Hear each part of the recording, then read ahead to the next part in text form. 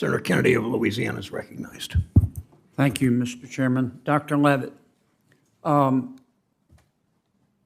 Hamas runs Gaza, is that correct? Yes, sir.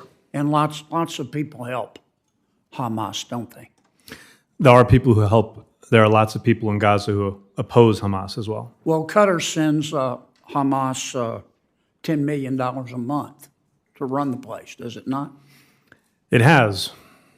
The Palestinian Authority, which the people of Gaza rejected in favor of Hamas, pays Gaza's electricity bill. They keep the lights on for Hamas, don't they? Well, to be clear, the people of Gaza didn't reject the Palestinian Authority. Hamas took over with force of arms. I don't want to debate that. Yeah. There's not much to debate. Yes, the Palestinian Authority does provide salaries to its people in Gaza. Does the Palestinian Authority pay for the keeping the lights on in Gaza? They pay for some of it, yes.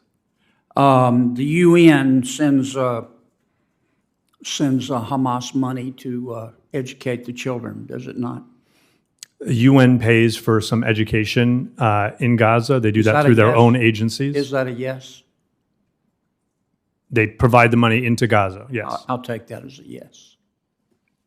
The UN gives Hamas money to run hospitals, does it not? The UN runs hospitals in Gaza too, yes. And in fact, doesn't Hamas tax at the rate of 16.5% every bit of food and aid that comes in to Gaza? They do tax everything. I don't know the exact percent. Hamas levies a tax on even fish caught, does it not? They tax everything. And Hamas also levels an income tax, does it not? That too. Okay.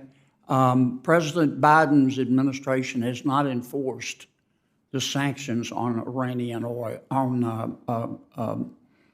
Iranian oil, has it? No. Okay. So you agree with Ms. I'm sorry, I can't see you. Pleska. So you agree? I tend to make it a policy to try to agree with Ms. Pletko whenever possible. Yeah. Well, you're smart. You told us you were smart. President Biden has not chosen to impose the snapback sanctions under the JPCOA, has he? Correct. Okay. Ms. Pletka, who has the $6 billion? It's in a bank in Qatar. Okay. So Qatar has control of it. In essence, that is correct, although... Well, let me put it this way. If the Qatar bank, there's a Qatar bank.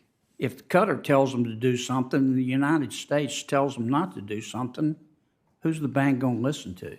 Well, that is the question before us right now. Who's the bank going to listen to? Qatar, their government. Okay. And isn't it a fact that back in 2021, Treasurer Yellen, through special drawing rights at the International Monetary Fund, gave Iran $4.5 billion? That's what I understand, yes. And she'd like to give them more. That's what I understand, yes. That's like cash money. It's really a dividend. You can cash in for U.S. dollars. Is that right? That's what I understand. Wow. It seems to me that we could cut off Hamas, or at least to go a long way toward doing that by actually just enforcing the things that we already say we're enforcing. Every authority that is necessary to cut off Iran, Hamas, and every other terrorist group is already in the president's hands. The question is never whether the president can, it's whether the president will.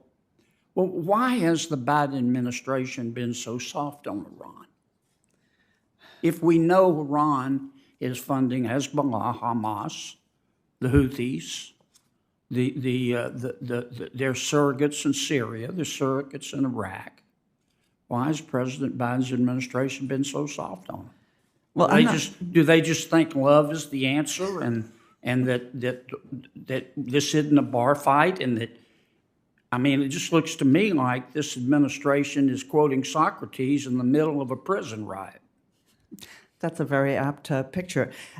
I'm not a spokesman for the Biden administration, so I can only give you my estimation. There has always been a problem in our compartmentalization in dealing with Iran. We have prioritized their nuclear program, their nuclear weapons program, understandably, but we have not ignored, but diminished the importance of their support for terrorism, their regional disruptions, and their human rights record. Those things need to change. We need to tighten the screws on Iran in every single aspect. Peace through weakness never works, does it? No. Thanks for watching the Capitol Brief, where politics meets clarity. If you found this video insightful, go ahead and like, share, and subscribe for more sharp takes and key moments from Capitol Hill. Drop your thoughts in the comments. We'd love to hear what you think. Until next time, stay informed and stay engaged.